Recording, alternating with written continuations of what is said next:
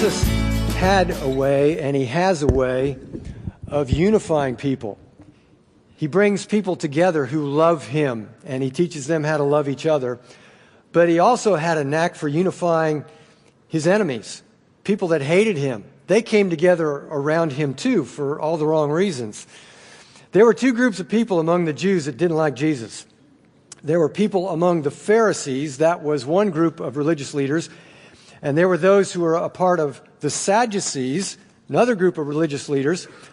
Well, these guys didn't like each other. They each thought that one of the groups, each other was going to hell, and they didn't get along. But the thing that brought them together was that as much as they didn't like each other, they disliked Jesus even more. And so they formed a coalition to see what they could do to discredit Jesus and maybe take him out entirely, which they finally succeeded in doing, or so they thought. And so the ploy that they would use was to ask questions. They would come up with some kind of a trick question. Okay, we'll go ask Jesus this. And they probably had these little meetings, and they say, all right, Pharisees, you pick out your best guy. You send him in. What are we going to ask? Okay, you ask him this question. Maybe this will do it. So the Pharisee would go in. He'd ask the question. Jesus would respond. He'd come back and report to the group. How did it go? Terrible. He's so sharp. He's so smart. He made us look like idiots in front of everybody, and they just love him even more. Oh, no, we got to do something. Okay, Sadducees, it's your turn. You send in your best guy. What are you going to ask him? Okay, this is the question. They'd send him in. He'd come back. How'd it go? I went down in flames. This guy is just so clever. Yeah, it wasn't working out. It was hard to trip the smartest guy in the world. Hard to do that. But as Jesus would respond to these attempts to bring him down, it wasn't so much that he was wanting to make his enemies look bad. He was just wanting to make sure that this multitude of people that were around him, he wanted to make sure that they were very clear on who God is and what the truth of God is. And he was very, very adept at doing that. Well, finally the day came when they sent in their best guy. This was their real sharpshooter. This guy was a lawyer. Now, he wasn't a lawyer like we think of a lawyer. He was an expert in the law, but he was an expert in the law of Moses. The law and the prophets. Probably had most of what we know as the Old Testament, probably had most of that memorized. So they sent him in. And here's how it goes. On one occasion, an expert in the law stood up to test Jesus, or to tempt him is another word for that. Teacher, he asked, what must I do to inherit eternal life? How can somebody be sure that they're going to heaven? Sounds like a pretty elementary question, doesn't it? And it was. Well, Jesus turned it back on him. He says, what is written in the law? You tell me. What do you read there? You're the expert. You tell me. How does a person go to heaven? And the lawyer says this, love the Lord your God with all your heart, with all your soul, with all your strength, and with all your mind, and love your neighbor as yourself. He took two commands out of the law, out of the writings of Moses, and put them together and made them one. Deuteronomy 6:5, Leviticus 19:18. Love God with everything you've got and love your neighbor as yourself. Now, this might have surprised people that this would have been the answer that the lawyer would have given. Because in the law of Moses, there are people who have figured this up. In the law of Moses, there are 613 commands given as to what you have to do in order to be obedient to God. And there were probably those among the Pharisees and the Sadducees who would have said, well, that's easy. In order to go to heaven, in order to be right with God, you've got to understand and obey all 613 of those commands, and you're in. But that isn't what the lawyer said.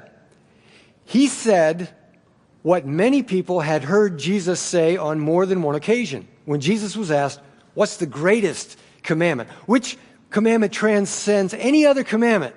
He said, it's this one, love God, love your neighbor as yourself. So the lawyer was repeating Jesus' words back to him.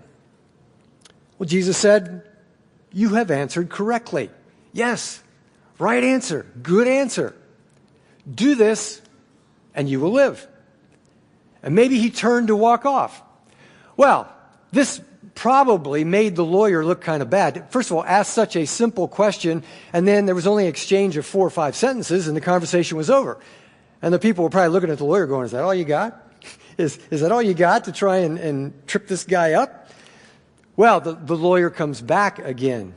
And it says that he wanted to justify himself, make himself look a little better than he was looking at the moment. And so he asked Jesus, he says, but who is my neighbor?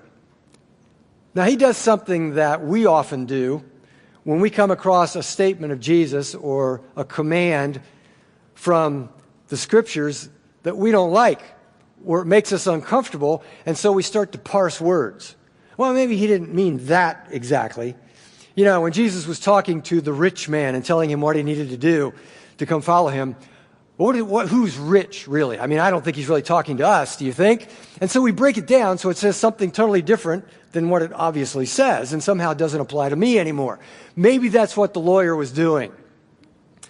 But it could be, too, that this was the bait in the trap that he was trying to set for Jesus. Okay, if this is the biggest and best commandment, love God, love your neighbor, who's my neighbor?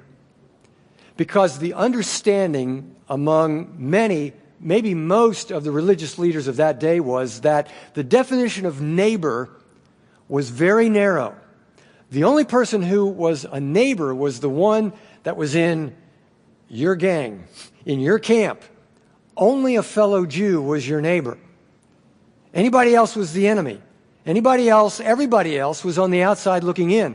And so the only people that God loved, according to these Jews, was the Jews. Anybody else is an enemy. And we all know, and they taught, according to the law, you love your neighbor, you hate your enemy. You love the people God loves, you hate the people God hates. That's the definition of neighbor. So, here's the trap, here's the bait. What would this renegade rabbi say in answer to this question, who spent a lot of time hobnobbing with sinners and doing favors for Gentiles? How would he define neighbor? And maybe he would offend everybody and everybody would go back home, and that would be the end of it. Well, Jesus proceeded to tell a story. He was really good at telling stories. We like stories, don't we? You like it when I tell stories. I can be up here going on, blabbity blab blab, talking about stuff. But when I say, you know, the other day I was up on Beachmont Avenue and I went into Target. You're right with me. All of a sudden, I know where that is. I've been in that store. I wonder what happened. Well, that's how it is when Jesus would tell a story. He would tell them something that they could totally relate to and understand. So here's the story. A man was going down from Jerusalem to Jericho. And he was attacked by robbers, and they stripped him of his clothes, beat him, and went away, leaving him half dead. And they would all say, we know where that is. We've been on that road. Yeah, that road goes down from Jerusalem to Jericho, and there's a place on that road where it's really, really steep, and there's boulders and there's caves, and it's a perfect place for robbers to hang out. My uncle got jumped by robbers just last month. That exact same thing happened to him. Yeah, they knew all about the road from Jerusalem to Jericho. This was always a favorite drama at church camp. If you ever grew up going to church camp, whenever you had the drama night competition and you had to portray some story out of the Bible, we always wanted to do the parable of the Good Samaritan, and everybody wanted to be the bandits. So you'd have 15 kids who wanted to beat up this one poor kid, and nobody wanted to be the priest or the Levite, but it was drama at its best. Well, Jesus tells the story. He says, there was this priest who happened to be going down the road. A priest. You wonder, did he look at the lawyer, who would have been a priest of sorts, and look him in the eye and nod? Yeah, there was a priest that was going down the road. Oh, well, what would the priest do if he came up on this poor guy? Well, when he saw the man, he passed by on the other side. And I wonder if the crowd went, oh, lawyer ain't going to like this story. And Jesus says, well, next one up was a Levite.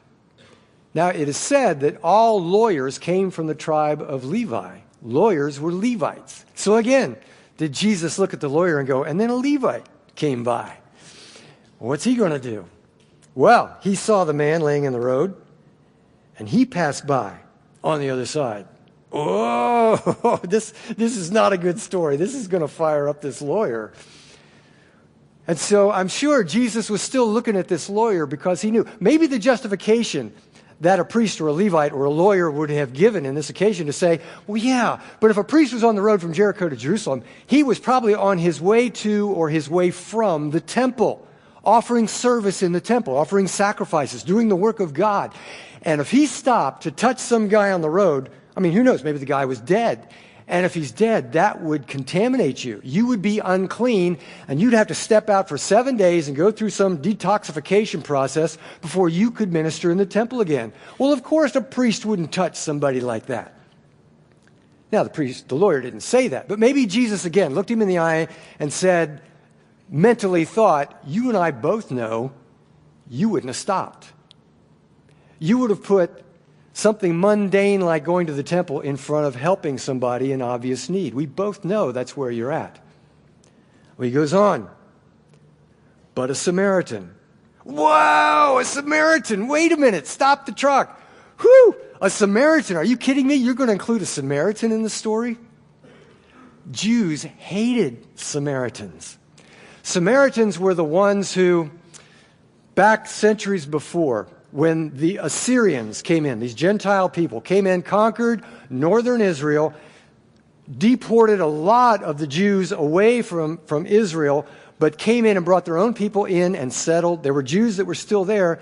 They intermarried, intermixed, and as far as the Jews were concerned, these were mixed-race people. These were half-breeds. These people were disgusting. They were despicable. They had left faith in the law of Moses. They'd built their own temple. They had gone off the rails a long time ago. There was nothing worse in their minds, no person worse than a Samaritan. Jesus is talking about a Samaritan. Well, the Samaritan, as he traveled, he came where the man was. And when he saw him, he took pity on him.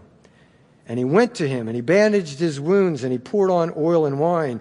Then he put the man on his own donkey and brought him to an inn and took care of him. The next day, he took out 2 coins, and he gave them to the innkeeper. Look after him, he said, and when I return, I will reimburse you for any extra expense that you might have. And so, Jesus says, if loving God and loving your neighbor is the most important thing we can do to please God, if that is the greatest commandment, which one of these 3 do you think was obedient to that? Which of these 3 do you think was a neighbor to the man who fell into the hands of robbers? And the lawyer replied, the one who had mercy on him.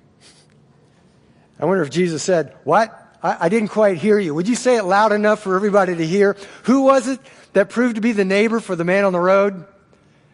It was the one who had mercy on him.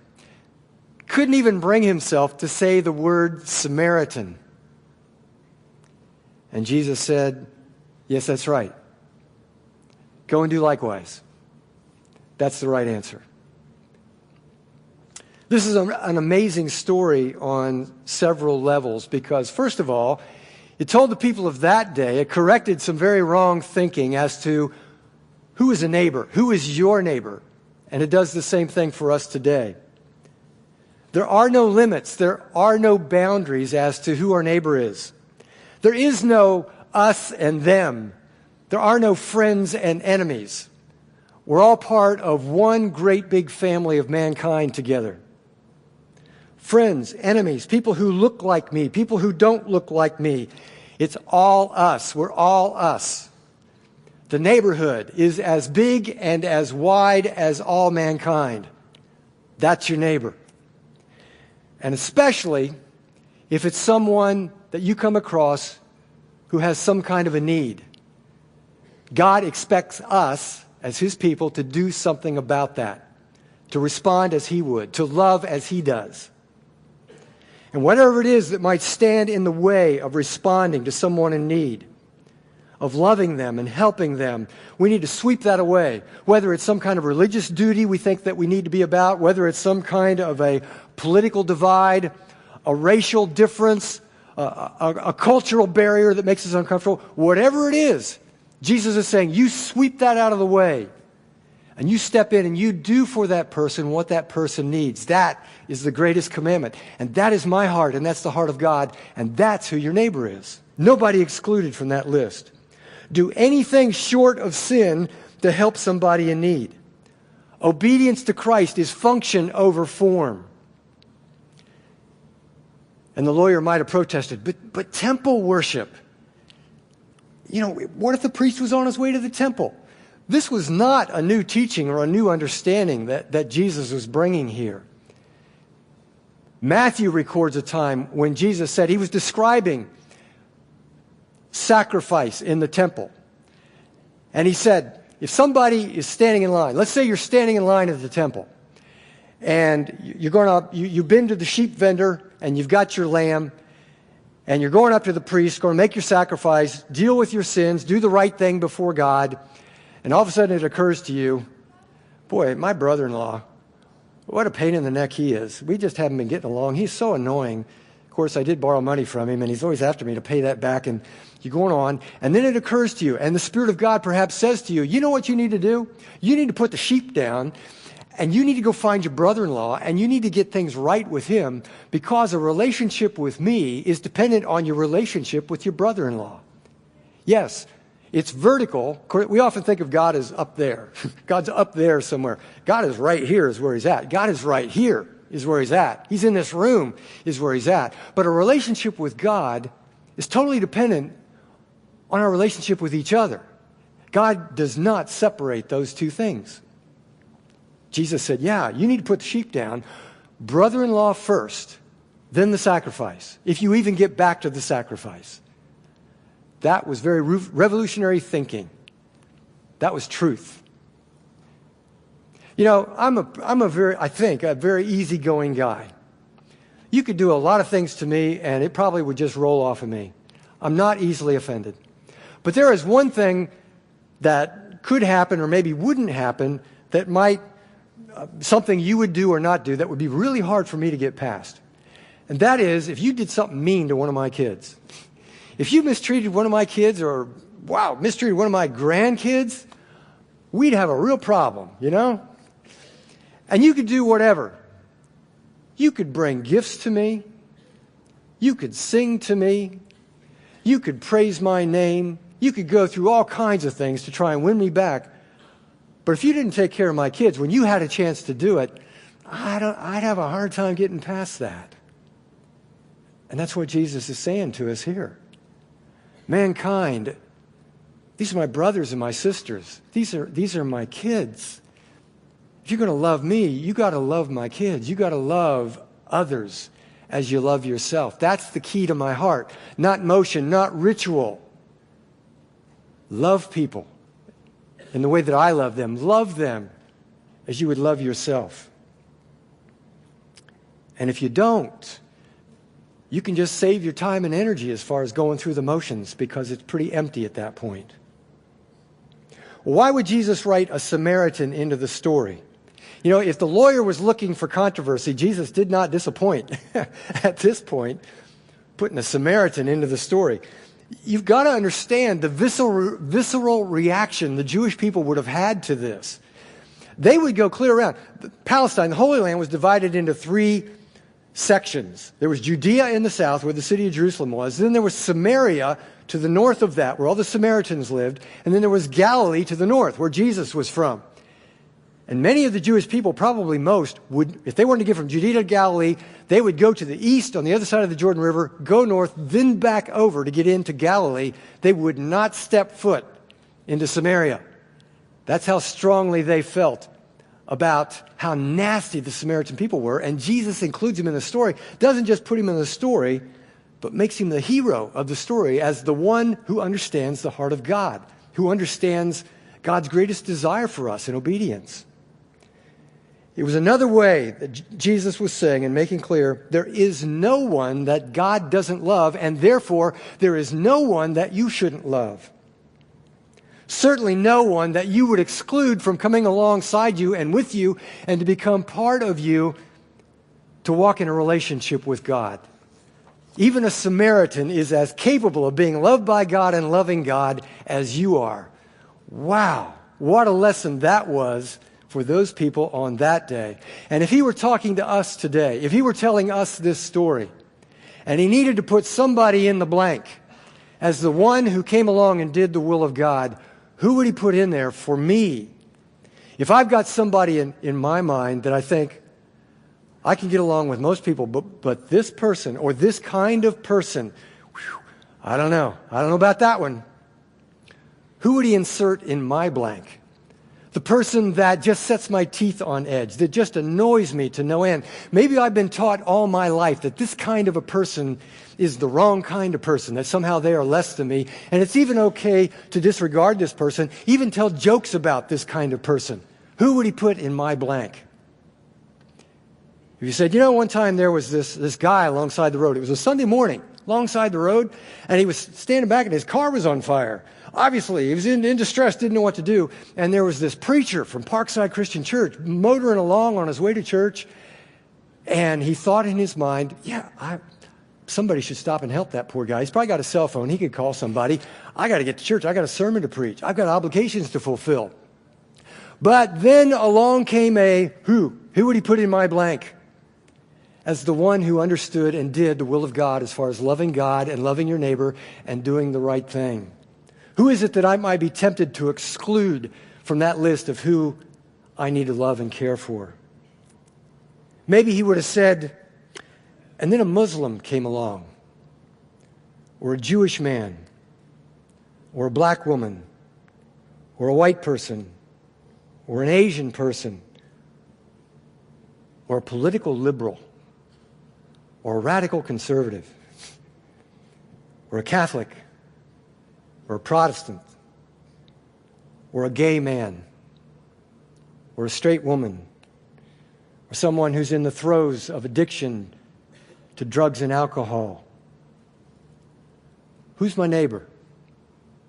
Who's your neighbor? Who would he have used to fill in the blank to drive home the point that there is no one that God does not love and care for?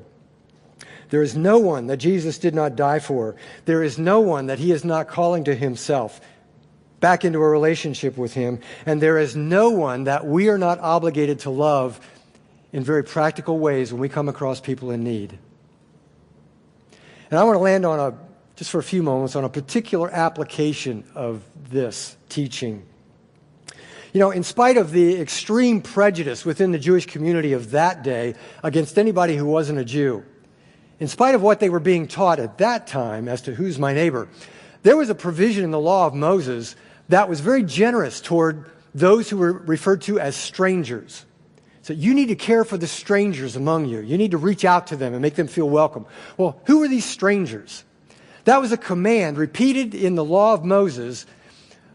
The prevalence of that command was second only to the command to worship one and only one true God.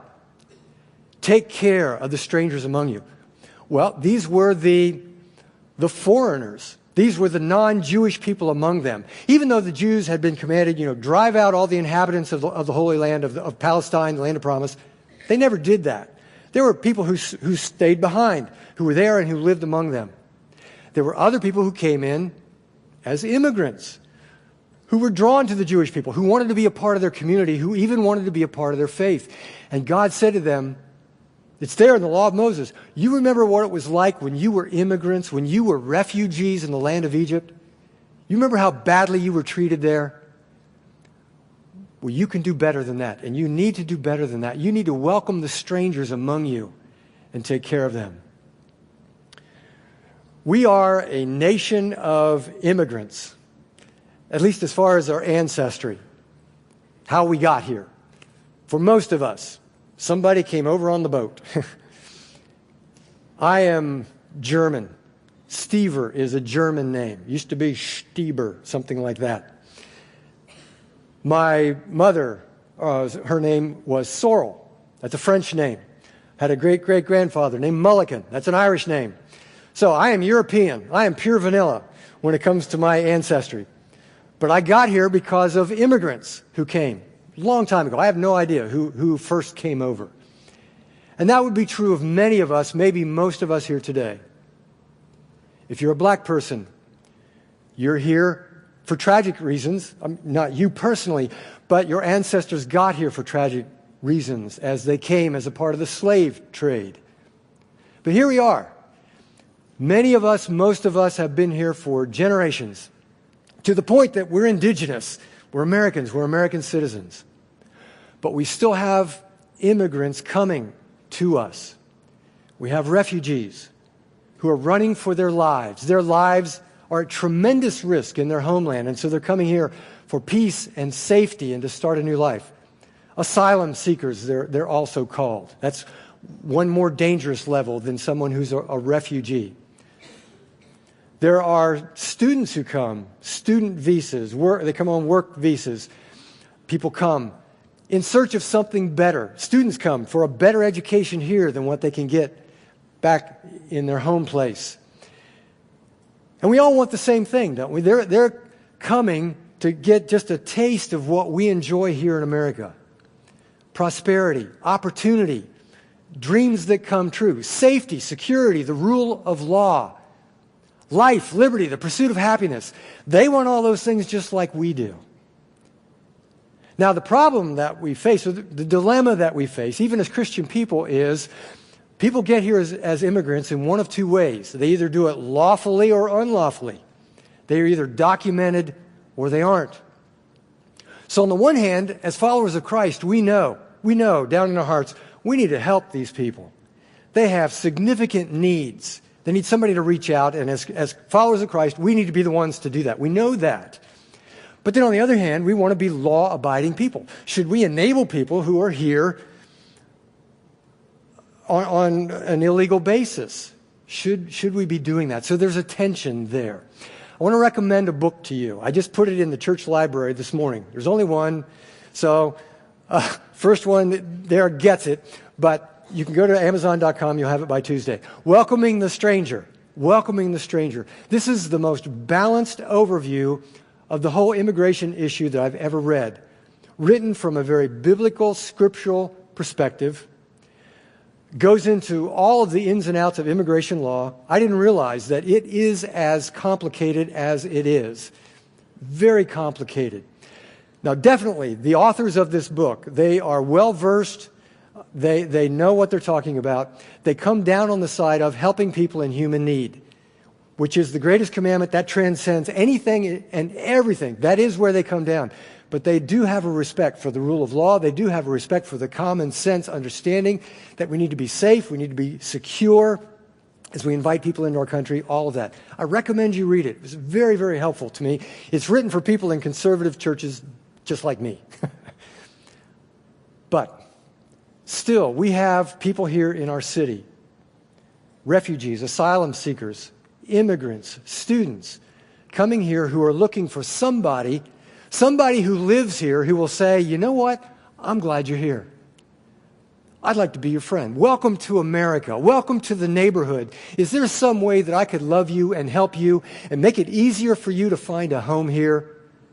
They're so hungry for that. They're so open and eager for that, but it doesn't happen very often.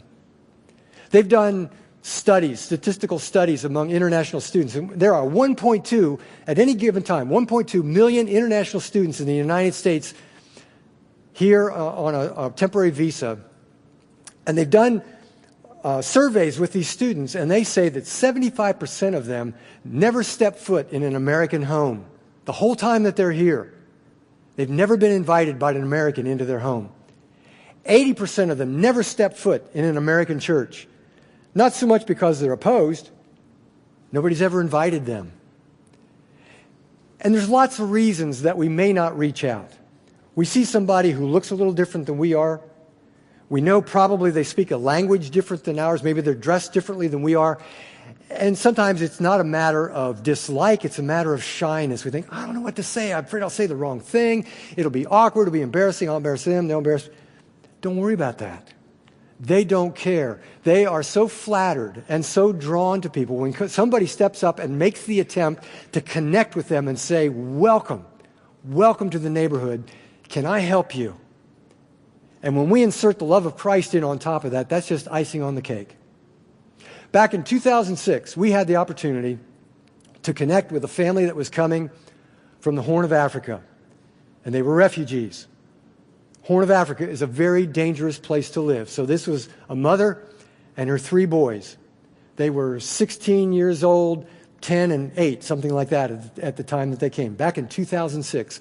And some wonderful, wonderful, Christ-filled people, generous people from Parkside came around them and absolutely inconvenienced themselves right at the first to say, we want to make this happen for you.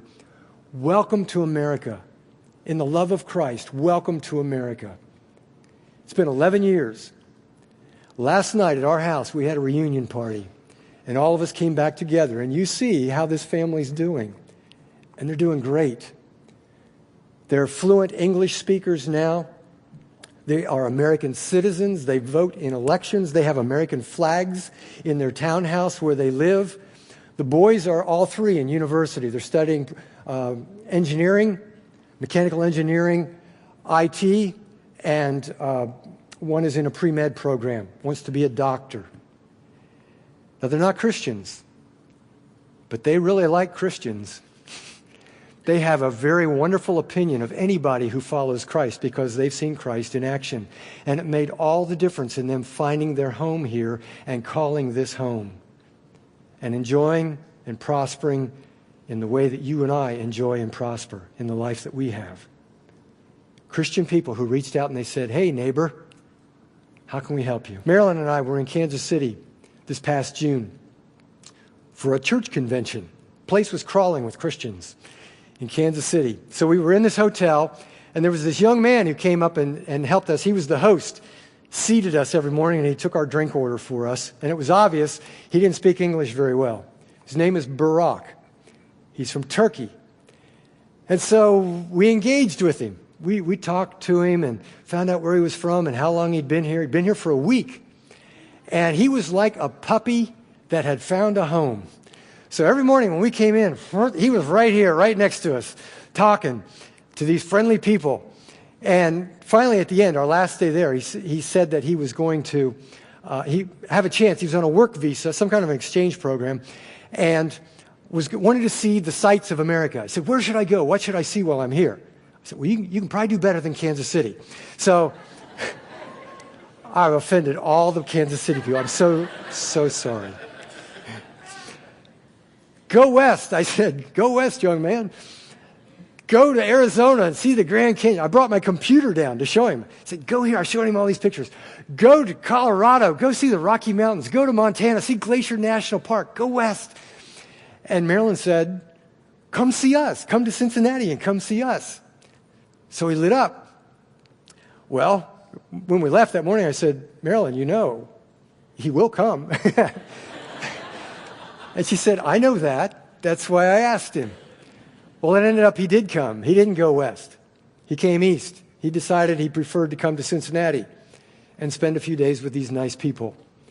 And so we hung out. He and I hung out for 2 days and had a lot in common. He likes to bike, and we went out biking together, and he likes pizza, and we went out for pizza together and just had this wonderful time. And he was so excited. He just couldn't get over that he was in our home. And we invited Zach and Carolyn and the kids over, and oh, that was exciting. He wasn't even going to tell his mother where he was. He said, I'm going to wait till I get home and surprise her with where I was with this family in Cincinnati. And he said this before he left. He said, when I met you in Kansas City, he said, there was something different about you. There was something special that drew me to you, and I couldn't figure out what it was, but I just felt drawn to you. So I told him, I said, here it is, Barak. This is what it is. It's not me. I guarantee you it's not me. What seemed so special to you was who it is that is in me, and it's Jesus. It's Isa. He's the one that makes the difference. Because if it weren't for him, if he weren't in my life, I don't know that I would have paid attention to you. I don't know that I would have gone out of my way to speak to you. You maybe wouldn't have even liked me. I may have been a rude person. But when Jesus comes into a person's life, he does wonderful things, and he turns them into somebody that they wouldn't be otherwise. You've been very drawn to Jesus in my life. He never heard anything like that before. He just nodded thoughtfully. And after he left, I looked up this translation of the Gospel of Luke in Turkish. And I sent it to him. I hope it's a good translation. I sent it to him. And I said, you're not obligated to read this at all, but if you'll read this, this is all about Isa. This is the one who makes people special. Read this if you care to. And he wrote back and he said, oh, I will. I don't feel obligated. I want to read this. So I'm sure we'll hear more from him. He may come back for graduate school. We told him we sung the praises of Ohio State and their program there. He may be living in my basement someday. I don't know. But but Jesus makes all the difference in helping someone turn the corner from feeling like a stranger to feeling like maybe they've found a place to call home. We have these people here in Cincinnati. People who are looking for opportunity, they're looking for fulfilled dreams, they're looking for safety, and they're looking for friends. And we've got people now who have been on the run from the Middle East. They are Arabic-speaking people. Some of these people are probably Christians. It's not all Muslims that flee the Middle East. Some of them are Christians as well. But Terry Zellner is in contact with some of these families. You've got one family in particular, right? One family especially that's looking for an American friend. And so if you're not otherwise obligated, if you're all covered up in the purposes of God in your life, I'm not looking for one more thing for you to do, okay? But if you got some free time, if you got some effort and some friendliness that you can invest, see Terry Zellner. Won't you be my neighbor? People are asking. Who's your neighbor? Jesus says. These people need somebody, and maybe you're that somebody. Contact Terry. You don't have to reach out to a refugee or an immigrant in order to love your neighbor as yourself. We can all do that. We have people around us all the time who are in need. We have people in this room who are in need. People we live next door to. People we come across at work or at school. People who obviously could use a friend to come alongside them. I saw a banner out on Beachmont. It says today is Random Acts of Kindness Day. Did anybody see that banner out there? It's on a fence out there at Beachmont and Salem. I don't know who established that, but it's Random Acts of Kindness Day. So go out and be random today. Find somebody. Maybe if you go into a restaurant, maybe you could look around and find somebody sitting in the restaurant that looks like maybe they could use a friend. Maybe you could call the server over and say, I'd like to pick up the tab for that person or that family over there, and maybe somehow give Jesus the credit for that. There's any number of ways to do that. The little kids downstairs have put together little Random Acts of Kindness packets for you. You can grab one as you go out today. You can chum on that on the way home, or you can give it away to somebody. But it's just a little small, salty, sweet way to be a blessing to somebody. But that's the teaching of Jesus today, because he performed the most non-random act of kindness ever when he came and did what he did, died on the cross, offered himself in sacrifice to break down every existing barrier between us and God and between those barriers that stand between us and each other. That's what he did. And as we celebrate that, as we remember that in a time of communion, here's what it says about this in the Scriptures. For he himself is our peace. Christ himself is our peace. He has made the two groups into one and has destroyed the barrier, the dividing wall of hostility. Well, there he's talking about Jews and Gentiles. Christ came to get rid of that barrier. By setting aside in his flesh the law with its commands and regulations, he's saying, Judaism, the law of Moses, is no longer a barrier between Jew and Gentile. It's obsolete. It's fulfilled its purpose. It's gone. It's done. Now, it's the law of love. It's the law of liberty. It's the law of Christ. And that's what brings us together instead of divides us. His purpose was to create in himself one new humanity out of the two, thus making peace, and in one body to reconcile both of them to God through the cross, by which he put to death their hostility. He came and preached peace to you who were far away and peace to those who were near. Through him, we both have access to the Father by one Spirit. So, no more dividing lines. There's nothing that drives us apart from each other anymore, because we all have the same blood flowing through our veins as we come to Christ. We all have the same DNA, and it's the DNA of the Holy Spirit of God who flows through us and brings us together. We're one big family. And God is calling us to reach out to anybody and everybody to make that family bigger and bigger and broader. And nobody is off that list. Today, we're going to take the bread and the cup, by which we remember the sacrifice of Christ, which destroyed all of these barriers. We're going to remember that. But maybe in the midst of that, you'll think of that person in your life and things are not right, something's not right, and you know there's something you could do about it. Maybe instead of taking communion, maybe you need to get on your phone and text that person and say, can we talk? Can we get together today? What? Do that instead of take communion? Yeah, do that instead of take communion. Maybe you need to get up and leave right now and do that. A relationship with God is so dependent on, is so tied into our relationship with each other. Let's pray.